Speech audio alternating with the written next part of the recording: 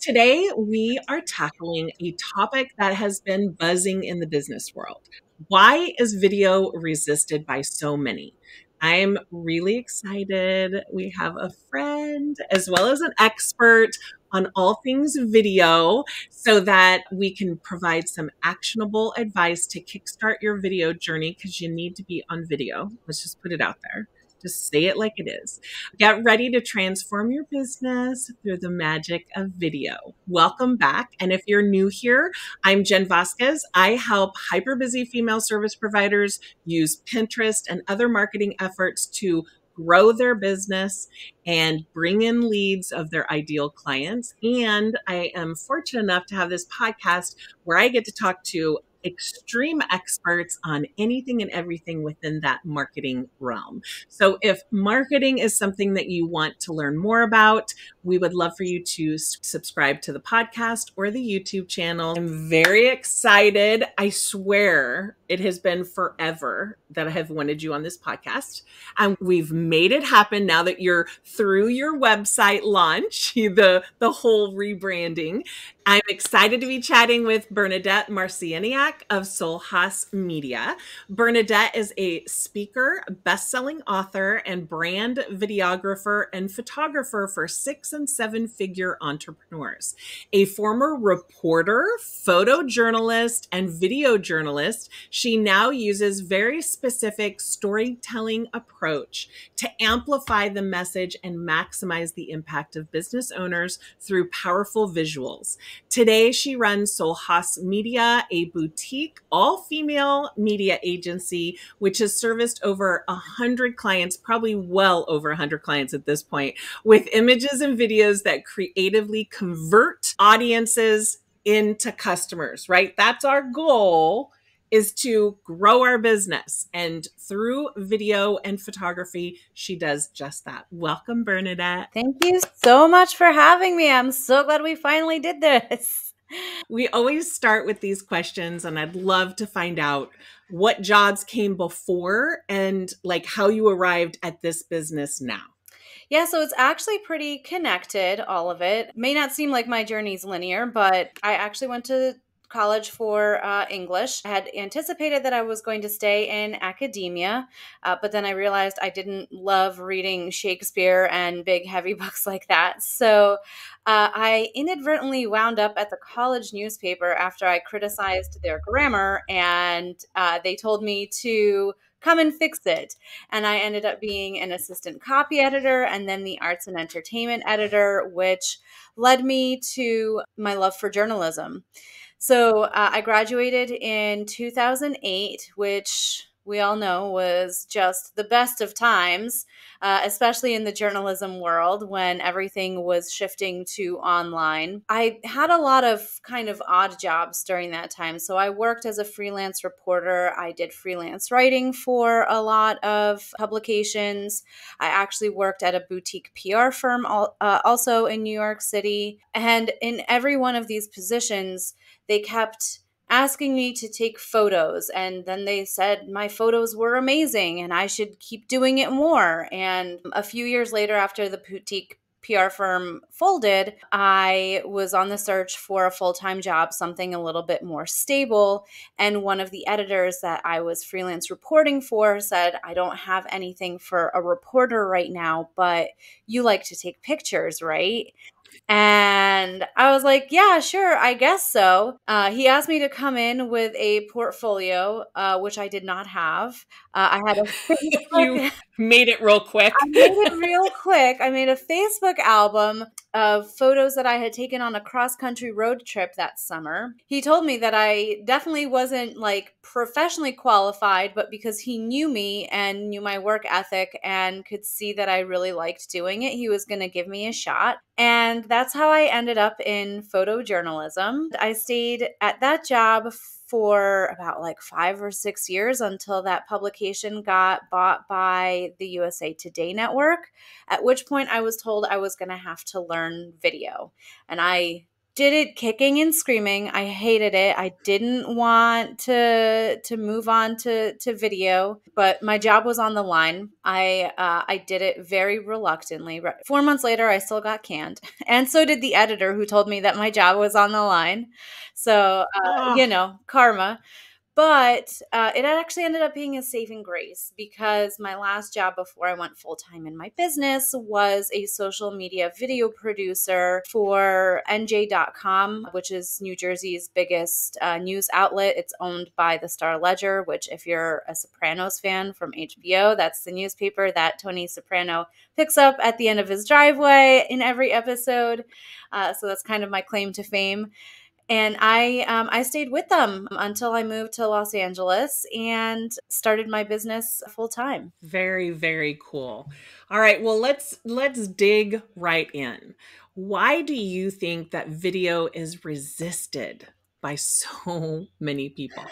Yeah, and it's on both sides. It's resisted by photographers who know they should be learning it and doing it, and it's resisted by business owners who know that they should be using it for their marketing, right? I think there's a few reasons. One, video comes in a lot of formats that may be scary to people. So when I say, like, on the business owner side of things, that's like live video, and that can be very terrifying for some people, the pressure to not make mistakes or to show up as, at your best when we're just trying to plug along most days. It's a lot of pressure for a lot of people. The other reason I think people are resistant to it is because they just don't have the right systems for it yet. Video at its core, capturing it is actually the easy part, whether you're doing it for yourself or for somebody else. It's the systems that come with editing it, distributing it, and knowing, how to make it really glow that I think is the part where a lot of people feel like they're going to get tripped up. I would agree with that. So, for our listeners or our audience who are new to using video or did video, but like do it sparingly, what would your top advice be to help them to get started in a way that's both effective, but maybe manageable? Going back to the systems, let's start with what your purpose for video is going to be, because I think that a lot of us are just like, oh, I have to do video. Well, okay, but why do you have to do video? What purpose do you want it to serve in your business? Do you want to increase the visibility on your social media? Do you want to increase your visibility in search engine optimization? Do you want a way to connect with people stronger? Once you nail the answer to one of those questions down, you can start to focus on what type of video you're going to be creating. Now, you can really also if you don't have the answer to that question and you need to get your creative juices flowing, start with just recording some vlog video. So vlogs are video blogs. You can just set your phone up, hit record while you're typing at your computer, and use that as a backdrop. So when you're putting together social content, you have a video instead of a static photo. It can really be as simple as that. And if you don't want to show your face yet, understand that too. I'm empathetic towards that too. Think of anything that you can just put the camera on, making a cup of coffee and, pouring the cup of coffee, have the camera focused on the cup or the pour or whatever, and just start collecting these like 10-20 second clips that you can use as backdrops in your social media marketing, just to start. Yeah, and on Instagram, it's at between 5 and 7 seconds where it loops, and it's everyone's talking about it now. Those really super short ones tend to drive more traffic or more time on the video, which is how Instagram's looking at its effectiveness because it's automatically looping. So sometimes they don't even know that it's ended yet and they're watching it again. So yeah, that is brilliant. Like, you don't necessarily have to do face to camera, although just in marketing Oh, terms, face to camera will get you more engagement every single day of the week. no, I know. And you don't have to talk yet. Like let's just break it down into baby steps. So like I said, just put the Yep. camera on you while you're doing something and put text over it and you're already going to have a great piece of video content. So, what are some non obvious sort of ways that business owners can use video in their marketing? Because I know most people only think of Instagram or TikTok, or if you're a YouTuber. But like beyond that, what are some other ways that businesses can use it that aren't using it that can really have a profound impact on their business? Yeah, so our minds definitely tend to go straight to social media or YouTube. Now, I will mention YouTube because YouTube is the vehicle in which you deliver your video, that doesn't mean that's how it's going to show up initially for your audience. So, what I mean by that is let's take that connection piece that I mentioned earlier. If your goal is to have like an instant connection, an introduction to yourself and your business, throwing an intro video up on YouTube and getting a really nice professional thumbnail together with, good brand photos.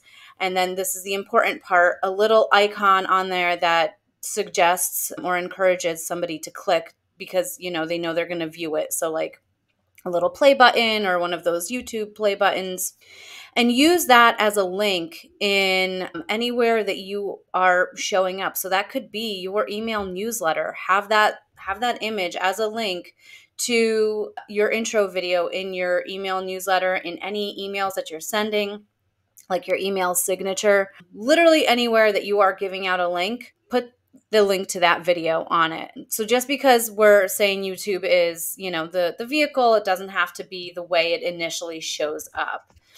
I also think that, social media is obviously one of the biggest ones, but we're kind of pigeonholing ourselves into that short form video content. Instagram stories are still really powerful. And if you have a 10 to 20-second video clip, like of a B-roll clip of you, working or doing something, post that with text on an Instagram story. And now you have another place to put your video content, not just in Reels or in TikToks. And lastly, I'll say, pay attention to the new platforms. Threads, you can be posting videos on there, not in the same way. So it has to have a little bit more context. It has to have a little bit more meaning. This would be a great place for an intro video. And as we're speaking, I believe they just launched pinned threads this week. So you can pin a thread with your video intro to the top of your thread Wow. profile. Yeah, I love threads. It's so easy. I know. Me too. It's And nice. it's really cheating as a visual business owner, right? I'm sure you can relate to this.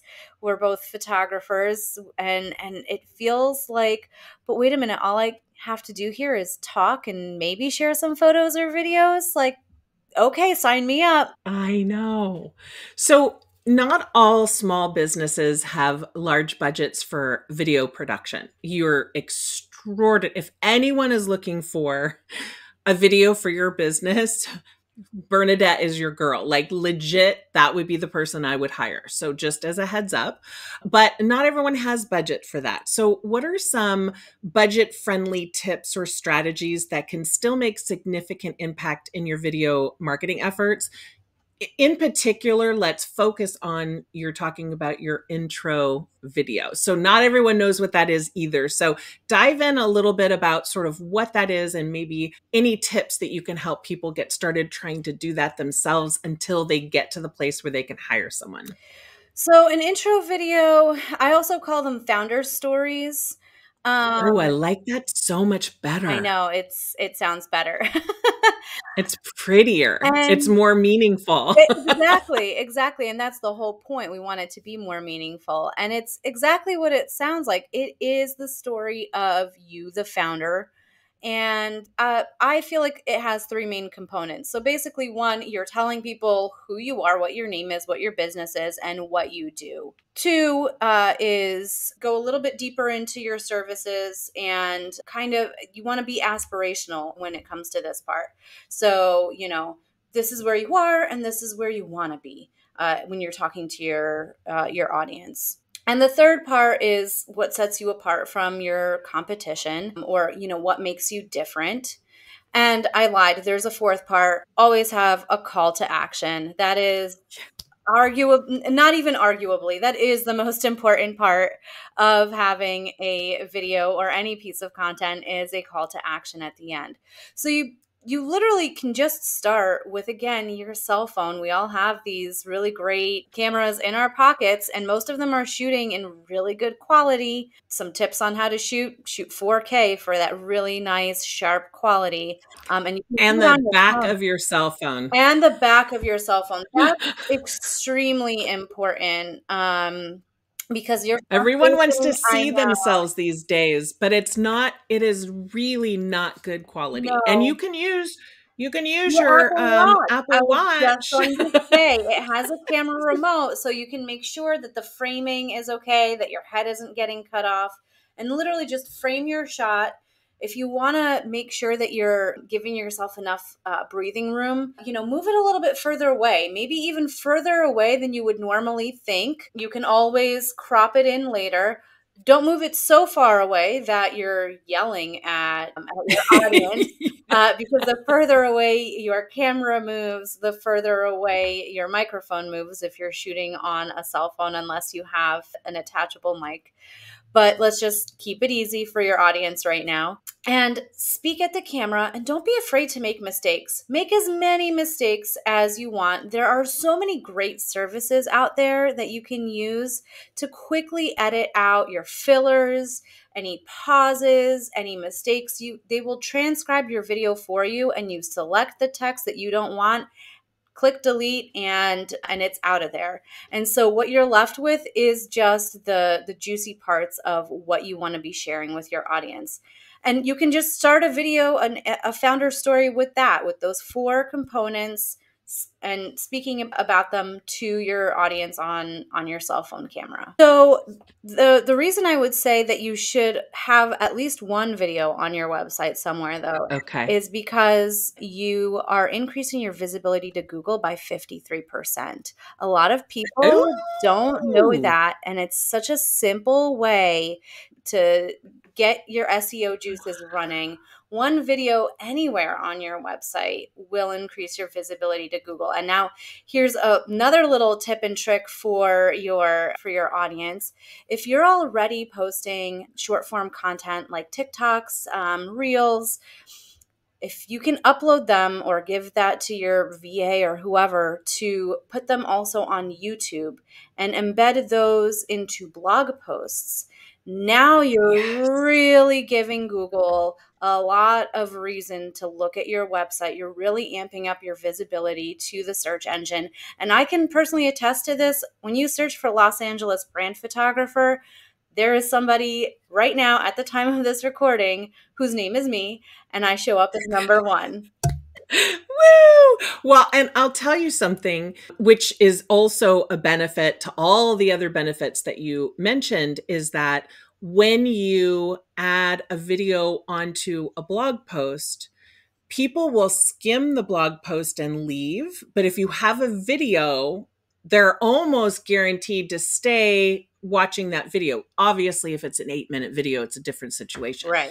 But it is incredible. And I've doubled the number of people that come to my website just by adding video to, or trying to add video to every single blog post. Yeah. It's Yeah. insanely effective. Very, very effective. So but I had no idea about downloading at least one video into the website. Did not hear that before. Super excited to know that. This is actionable advice. I hope everyone is writing that one down. How can small business owners effectively measure the success of video marketing efforts? Are there any key metrics that they should focus on, or things So like that? when we think of metrics, it's going to be very similar for the most part to the same metrics that you're measuring your social content with. So that's engagement, people commenting, people liking, people sharing or saving your video content. Now, I'm not sure about Instagram. I do believe that they have this on their insights. It's been a while since I checked. Instagram will tell you how many views your video has. YouTube also tells you how many views. TikTok, all the three big ones where video is showing up, right? And I think the other social platforms too. But Pinterest also, yes. Pinterest, Shows you the time on the video too, which is so that helpful. was what I was going to say. It's not just about the views, because depending on the platform, a view can literally be somebody clicking on it and then clicking away, or it's the first 3 seconds. A view most of the time does not mean that they're viewing your entire video. So the key metric, I think, is how long they're staying with your video and where they're clicking around. Like what are the important parts of your video that they're clicking around to? YouTube gives that information. What part of the video had the most views on it? But really, it's the, how long are they staying with your video? How long are they watching it before they click away? And the higher that number, the better it is for, brand awareness And the and the algorithm algorithm. of wherever you Exactly. are. Yeah.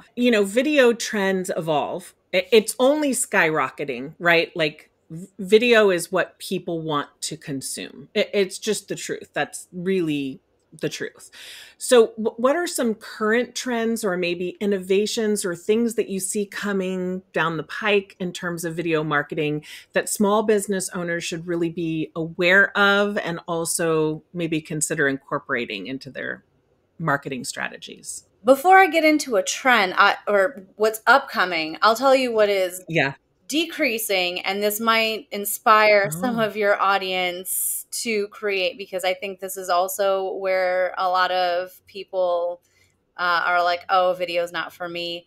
And it's those like dancing trends that we saw take us all in during the pandemic.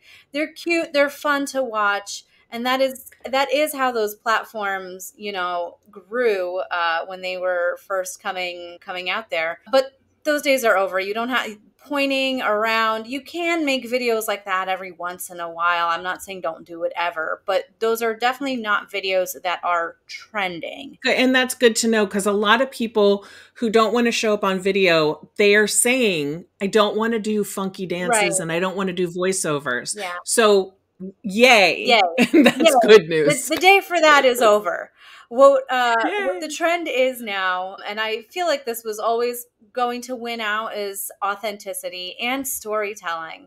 If you have good stories, if you have good ways of like delivering mic drops, or even different ways than other people are delivering their message, those are going to go a lot further. And when I say story, I like, we were talking about 5 to 7 second video clips on Instagram, right? And yes, those are always, I think, going to be very, very potent. But all of these platforms are also now allowing people to record longer videos. TikTok has 10-minute limit now.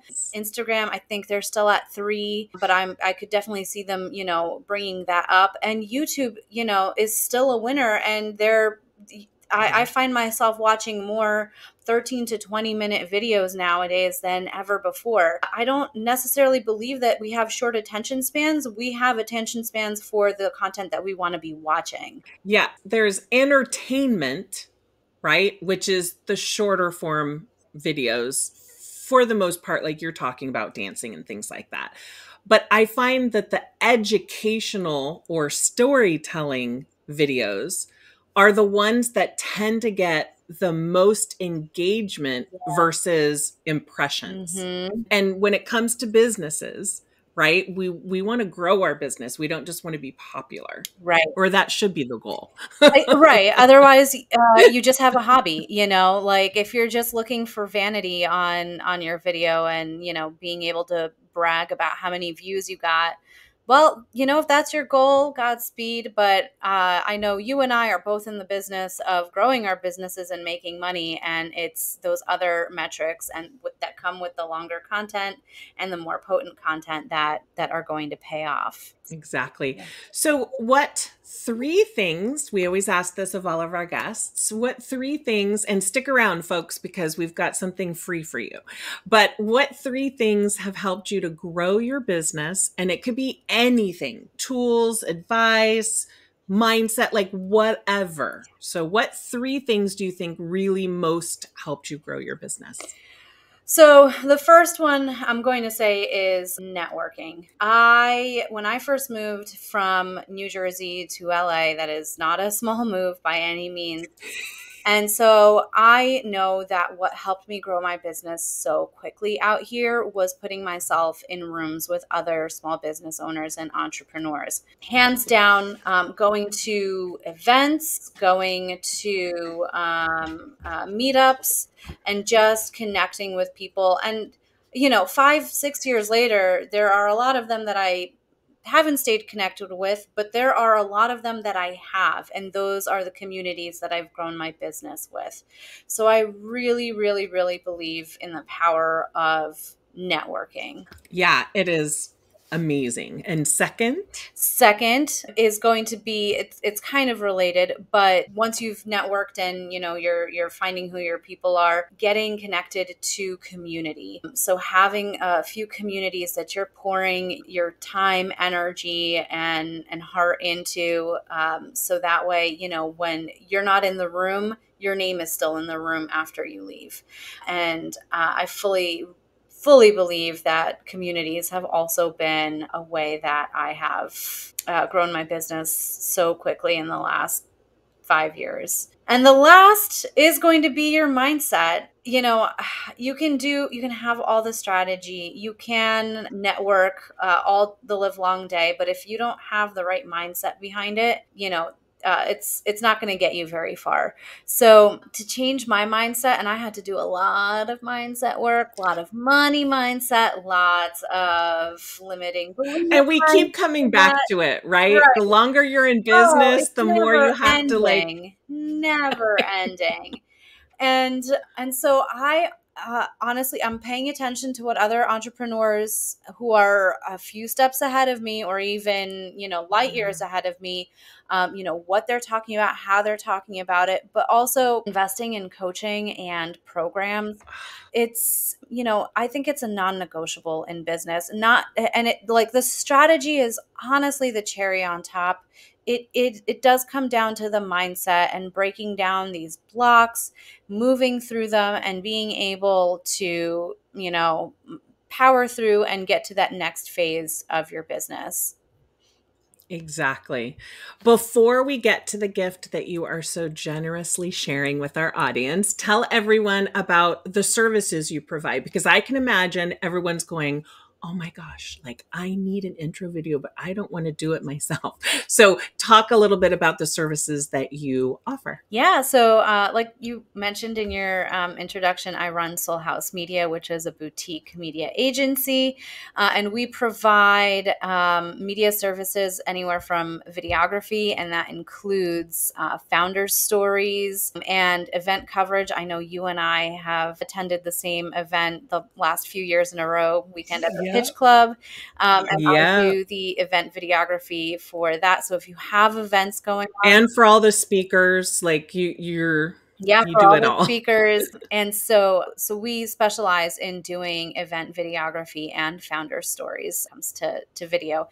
And then we also provide brand photography. That is where, we started, and love creating photographs. And the two honestly go hand in hand. You can't have photos without video, and you can't have video without photos. And so both of them are needed. So we provide both. Yes, and you are very good at making people in an uncomfortable situation like being recorded feel very comfortable and sort of natural. So, if you're someone who feels uncomfortable on video or in front of the camera, Bernadette's amazing. So tell everyone what your freebie is. I'm going to put the link below, but tell everyone what it is and how it's going to help. So I actually have two gifts for your audience, depending on who your audience is, because I know you have some photographers as well. Yes. So as I know you know this, but I run a program called Picks to Flicks for photographers, and I teach specifically photographers how to shoot, edit, and incorporate video into their businesses. And I am launching a course, and the first module of it is going to be available for a special price to your listeners. And yeah, it's honestly one of the most fulfilling things I've ever done, starting teaching photographers how to do video. So I'm really excited to bring this out there in a new way. And so you can find that at soulhousemedia.com/PTF-MSA for the business. And by the way, I've talked with a number of people that have taken that course. I personally will be taking it as well, because it's not just the physical how to record, but it's like it's all of it. So Because it is a different animal it is than a much different photography. animal. So I actually teach my system for doing founder stories with my clients to Oh, photographers. And then the other thing that's, I think, the golden nugget in this program is the editing. And so the gift that I'm offering is just the introduction to video, but in the group program that we do, you get all of that information as well. So. And then for small excellent. business owners, I know we touched on it a little bit about how you can use video in your business in non-obvious ways. And I have a few more ways that I come up with for you guys. And you can find that at soulhousemedia.com/4waysmsa. Perfect. Very excited. So, if any of you found some ideas and tips and actionable advice that you can implement in your business, we would love for you to leave a review. Podcast reviews are the lifeblood of podcasts, so that would be amazing. Now go out there and do something good for your business, like snagging Bernadette's one or both of her gifts. But more importantly, make sure you put some time on your schedule each week to implement anything that you've learned, because we can sit here and watch and listen to education till we're blue in the face. But if we don't actually put it on our calendar to take action in our business, it's not going to actually help our business grow. Thank you so much, Bernadette. I appreciate you appearing and coming on here and talking with us and giving so much valuable advice. Thank you so much for having me.